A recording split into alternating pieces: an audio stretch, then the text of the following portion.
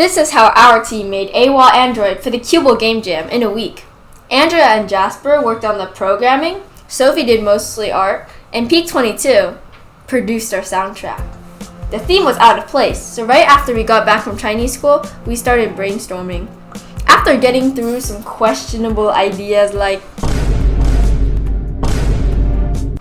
we settled on a pixel art styled robot getting stuck in this top-down RPG farming village, and we got to work.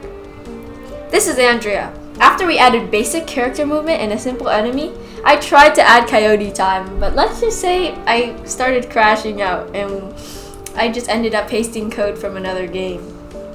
Anyways, we added a basic start screen with these super satisfying buttons and had buggy enemy pathfinding that went through some of the obstacles. For the next 5 days, we had school, so we weren't as productive.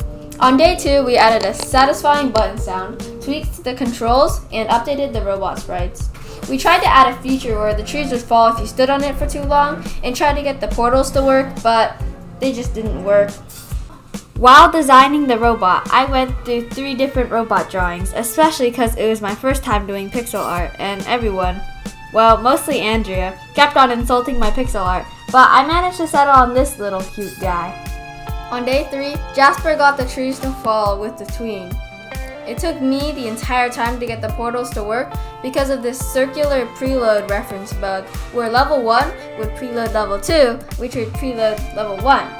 So we fixed it by preloading the scenes in the global autoload script. I spent the day coding sound effects that would fade in and fade out using tweeners when the player walked around, but I never got it to work.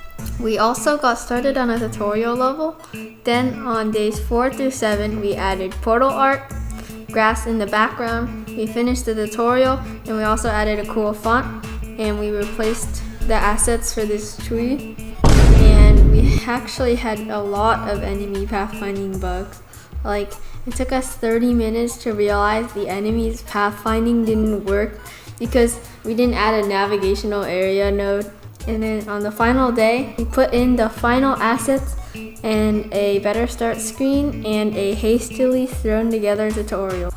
We asked Peak22 to send over the soundtrack one day before the deadline, and she said she already finished the music the day before, so we weren't that worried. So when we asked her to send over the audio, to our horror, she was not online. And then there was only 1 hour left to submit, and that's when the desperation started to kick in. But then I hacked into Peak22's Soundtrap account, and I got the music, and we submitted it with 20 minutes left, which isn't great, but it's better than our last game jam. After a week, the results came out. Unfortunately, Qubble didn't add an overall category, so it's harder to decide on the winner definitively, but he used the category theme to decide, and yeah, we did not do good in this game jam. We did not do good. So here are some things that we think we did good and bad on. Unlike the last game jam, instead of using audio from random websites, all our audio was made originally. We also discovered how to use themes, and we did not have to customize every single button manually like the last game. We also started a shared Notion with all our bug fixes and notes, which is pretty cool. But we definitely could have playtested the levels a lot more and had better graphics. All of this led to some pretty questionable quotes that make sense in context.